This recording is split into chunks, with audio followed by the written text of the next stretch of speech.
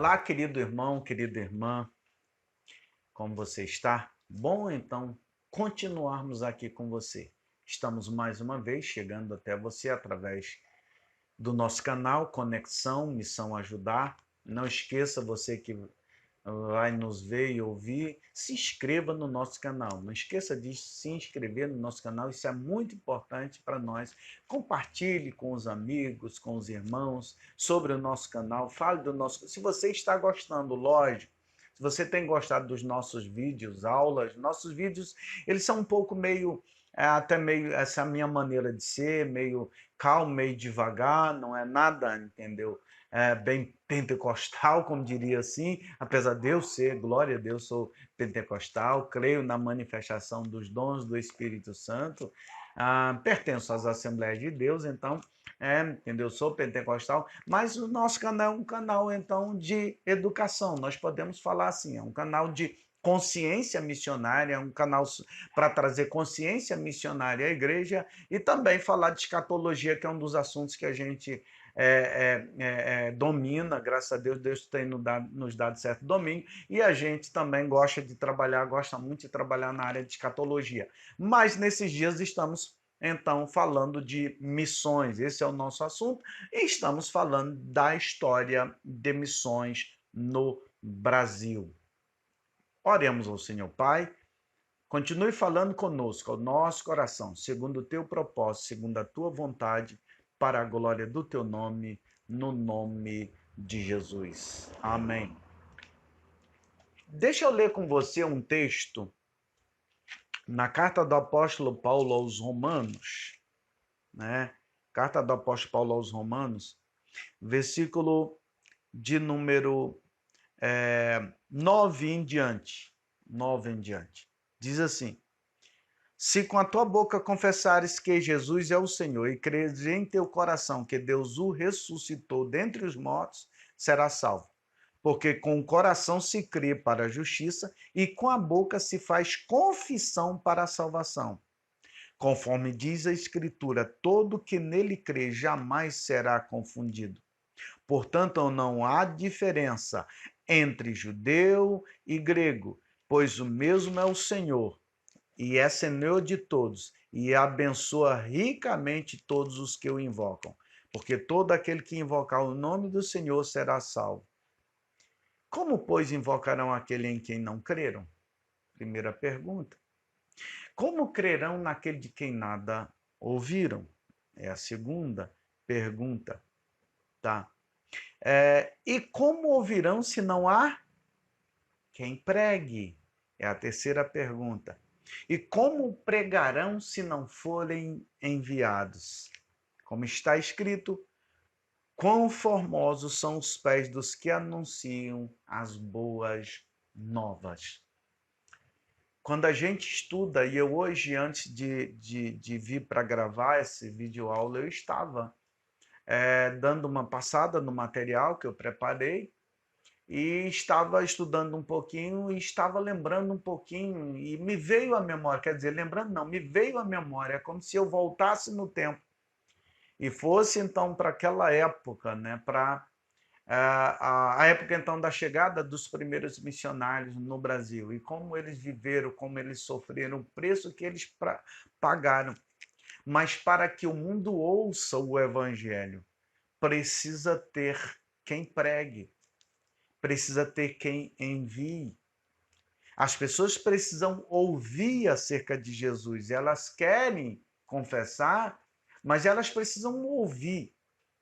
E para elas ouvirem, tem que ter alguém que pregue. E ter alguém que pregue, tem que uma igreja enviar. Essas pessoas precisam ser preparados e enviados. E é assim que Deus fez na história. E é assim que Deus fez. E então essas pessoas, os pés dessas pessoas, ou seja, o andar dessas pessoas para lá e para cá, de um lado para o outro, fazendo longas viagens, né? Conformosos são os pés daqueles que anunciam coisas boas, daqueles que anunciam a paz, daqueles que anunciam as boas novas.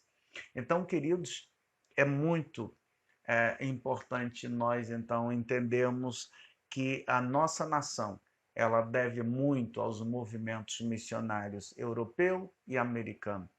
Nós fomos muito abençoados pelos europeus e pelos americanos, tá?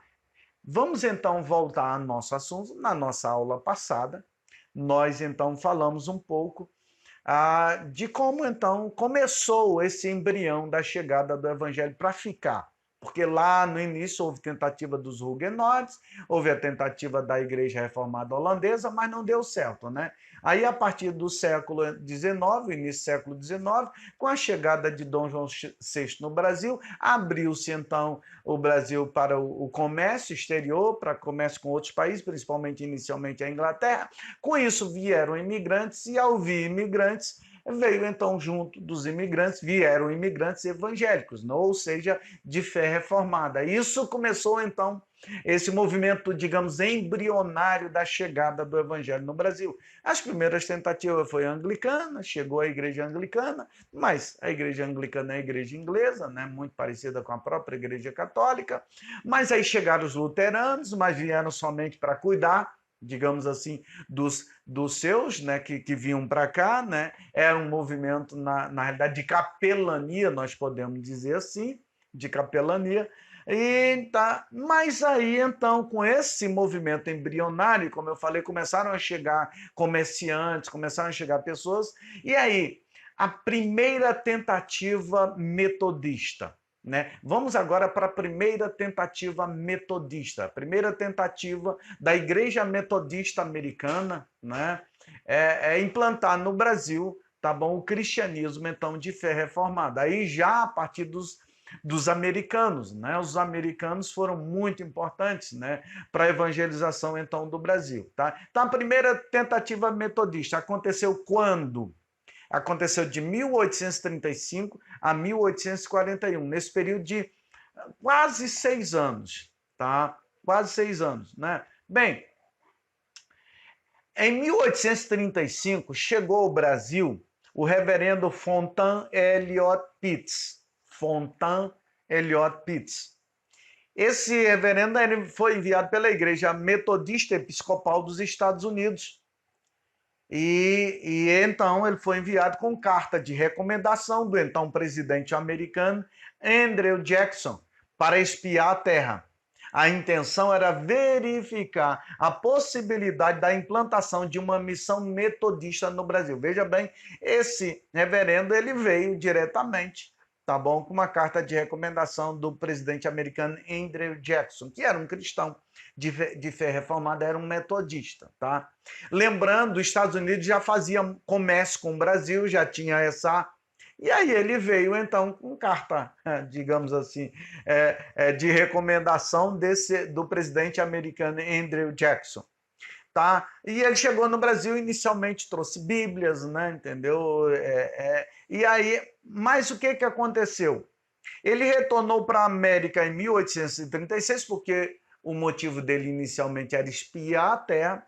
Ele retornou em 1836, um ano depois, mais ou menos depois de sua chegada, tá bom? E fez o seu relatório. Ele fez um relatório, né, da necessidade de como era o Brasil, né, entendeu? Uma colônia de Portugal, lembrando aí, Dom João VI já tinha retornado, né, há muito tempo para Portugal, o Brasil já era independente, o Brasil se tornou independente em 1822, então o livre comércio já havia entre as duas nações, o Brasil, os Estados Unidos era uma democracia já, né, já muito, né, uma democracia, lembrando a independência americana 1789, né, já era uma democracia, tá?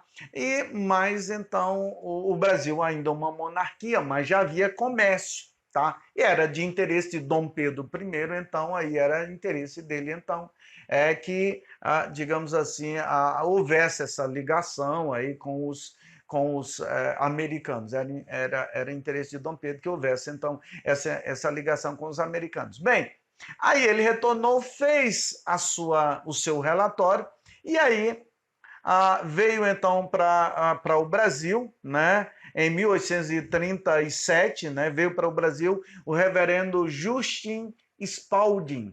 Veio ele e sua família, vieram ele e sua família. Vieram em 1837, né?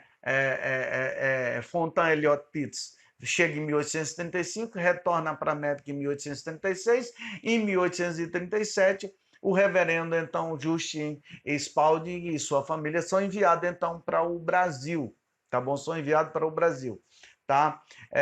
Aliás, isso foi no final de 1836, né, que Justin Spalding chega, então, no Brasil em 1836 ainda, não em 1837, mas ainda em 1836, tá? Tá? E aí, em 1837, veio mais um, tá bom?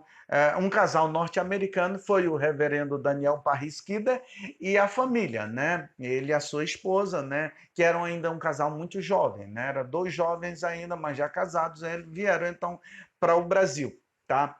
E eles então começaram, inclusive, a igreja metodista no centro do Rio de Janeiro chegou a ter, entendeu, reuniões ali na Rua do Lavradio. Se você, por um acaso, você está, entendeu, nos assistindo aí do Rio de Janeiro, aí na Rua do Lavradio chegou a ter reuniões, né? Tinha os domingos pela manhã, tinha reunião de estudo da palavra, era uma escola bíblica. A gente diz que normalmente a primeira escola bíblica no Brasil aconteceu em 1855, porque em 1855, em agosto de 1855, a escola bíblica aconteceu e continuou. Em 1837, aí quando começou, né, da Igreja Metodista, aí não continuou. Por isso que a gente diz que a escola bíblica chegou no Brasil em 1855. Mas já que houve, né, reuniões, já havia um salão de cultos ali, era no segundo andar, né, no sobrado, digamos ali, na rua do Lavradio, ali no centro, tá bom? Ali perto da Lapa, né? Aliás, não, bem mais no centro do Rio, né? Aí no Rio de Janeiro, não perto da Lapa, não. Bom, o reverendo Justin Spalding e sua família e Daniel Parrisquida aí começaram fazendo um movimento. Daniel Parrisquida, ele era colportor também, vendedor de Bíblias, tá? E ele viajou muito por todo o Brasil, né? Daniel Parrisquida viajou muito por todo o Brasil, tá? Vendendo Bíblias e tal, mas com o objetivo também de ver as possibilidades de outras regiões do Brasil, outras cidades do Brasil, então, das grandes cidades, então, implantar, então, a igreja metodista aí, né? A igreja metodista americana aí, tá? E ele então viajou muito pelo Brasil e aí aconteceu um problema. Em 1840 aconteceu uma tragédia, nós podemos dizer assim, na família do Daniel Parrisquida. A esposa dele, a jovem esposa dele, faleceu, tá bom? Em complicações decorrentes da malária. Foi um grande problema para a evangelização no Brasil. Você vai descobrir em outros áudios, mais na frente, nós vamos falar disso. Foi um dos grandes problemas, um dos grandes complicadores para a evangelização no Brasil. Tá? Brasil é um país tropical.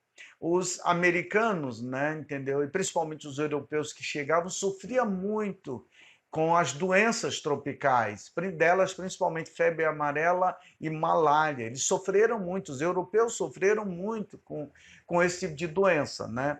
E a esposa de Daniel Parrisquida, ainda muito jovem, faleceu, tá? E Parrisquida, então, em 1840, retorna, né? Ela faleceu em 1840, e em 1840 mesmo, Parrisquida retorna, então Daniel Parrisquida retorna para a América. Então, decorrente do falecimento de sua esposa, ficou triste e tal, e resolveu criar, então, os filhos, então, na América, né?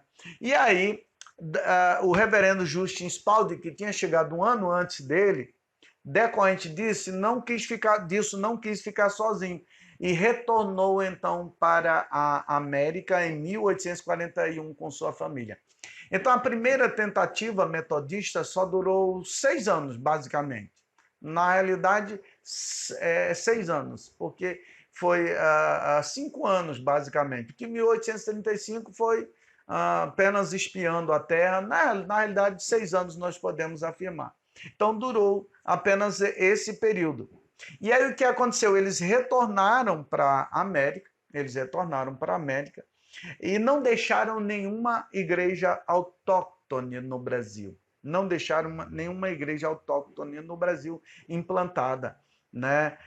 E a missão americana, a missão metodista americana, não enviou, por sua vez, não enviou, então, substituto. Não foi enviado substituto, né? Isso fez com que o cristianismo de fé reformado no Brasil poderia já ter sido implantado aí, porque Daniel Parrisquida e Justin Spalding, o objetivo dele eram os brasileiros, não era dar assistência, trabalho de capelania, americanos e tal, não. Era, na realidade, a visão deles era os brasileiros, evangelizar brasileiros, trazer o evangelho a brasileiros, ou seja, uma igreja autóctone, né? Uma igreja autóctone. Mas nesse período aí de 6 anos, eles não conseguiram fundar, apesar de terem muitos cultos, terem tido escola bíblica, ensino da palavra de Deus, mas eles não conseguiram implantar uma igreja, então, no Brasil. A igreja metodista poderia ter sido a primeira igreja genuinamente falando de fé reformada, a se instalar no Brasil, porque os luteranos chegaram antes, lembra, mas os luteranos chegaram para dar assistência aos imigrantes alemães que eram de fé reformada. Os luteranos só mais tarde que fundaram a igreja para brasileiros, ou seja, igreja autóctone. Então, a igreja metodista falhou aí. E por que ela falhou? É uma breve análise para a gente encerrar essa aula. Bem, primeiro porque que ela falhou, porque dentro desse período de 6 anos, como o trabalho missionário a igreja ainda estava reaprendendo digamos, a fazer o trabalho missionário, reaprendendo o princípio de que o missionário ele chega num lugar, ele leva pessoas a Cristo, aí ele identifica líderes, discipula esses líderes, prepara esses líderes, ele discipula toda a igreja, mas eu estou falando de discipulado para a liderança. Aí ele discipula esses líderes e ele começa a transferir o trabalho para esses líderes. E esses missionários aqui ainda não tinham essa compreensão total. O que aconteceu? Eles tiveram pessoas que se converteram, tiveram pessoas que acompanharam eles, mas a gente não sabe se de repente não surgiu nenhum líder assim, de destaque entre eles. Eu sei que eles não prepararam líder nenhum. Esse foi um problema. A segunda questão, lógico, a gente não vai cobrar isso desses servos de Deus, abnegados servos de Deus. O missionário, você vai ver mais tarde que missionários digamos, enfrentaram problemas muito mais sérios do que eles, né? Mas os missionários, por exemplo, o Daniel Parrisquida voltou porque a esposa faleceu e ele já tinha um filhinho pequeno, eu não me lembro agora se era 1 ou 2 filhinhos pequenos, e não quis, digamos, criar os filhos no Brasil, quis voltar para junto da sua família, e Deus tinha um projeto nisso aí. O retorno de Daniel Parrisquida para a América foi muito importante. É Deus trabalhando, foi muito importante. Mas o reverendo Justin Spalding podia ter ficado no Brasil com a família, mas ficou também, de certa maneira, com medo, a gente não sabe tal porquê. Então retornou também para a América, né? E aí, um outro problema, a missão que os enviou não enviou substituto. Tá? O campo missionário, o missionário chega, o missionário vem, inicia um trabalho. Então, aquele trabalho iniciou, tem gente e tal. Se missionários vão retornar, aquele campo não pode ficar descoberto. A missão que os enviou, a igreja que os enviou, tem o dever perante Deus, tá bom? E perante a própria igreja que está ali iniciando, tem o dever de enviar substitutos se aquela igreja local ainda não tem gente capaz de assumir. E a missão americana não enviou nenhum substituto. Então, por esses 3 motivos, houve fracasso, então, na primeira tentativa metodista da chegada do evangelho, então, de fé reformada no Brasil. Amém? Mas vamos, então, continuar falando, então, a partir do próximo áudio, nosso próximo vídeo aula, nós vamos falar, então, do evangelho de fé reformada sendo implantado no Brasil mesmo, como igrejas autóctones. E aí a gente vai definir um pouquinho para você entender esse termo autóctone. Vamos definir, vamos falar, entendeu? Para que isso fique. Eu falo muito desse termo, né? E às vezes eu sei que muita gente, lógico, sabe o que é isso, autóctone, mas é bom que você então saiba o que é uma igreja autóctone. Tá bom? Então, no próximo videoaula, nós falaremos sobre isso. Pai amado, continua abençoando os teus filhos. Eu rogo a ti pela vida de cada um, que cada um seja fortalecido, abençoado. Para a glória do teu nome, te peço, no nome de Jesus. Deus abençoe a todos vocês. Não esqueça, curta, compartilhe, se inscreva em nosso canal, comente, né, no nosso canal. E eu sei que você vai estar, nesse caso aí, nos ajudando, então, na divulgação da palavra de Deus e nos ajudando a divulgar principalmente esses dois assuntos, missões e também escatologia. Esse canal, então, ele se dedica principalmente a esses dois assuntos. Deus abençoe você, no nome de Jesus. Quer mais uma aguinha?